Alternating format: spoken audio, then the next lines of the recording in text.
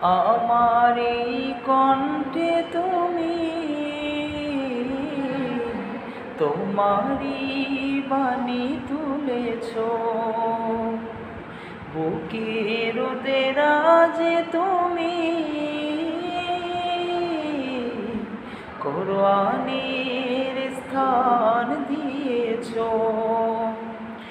এত ভালোবাসো কেন মালিক আমায়, কি করে শুকর তার করি আদায়।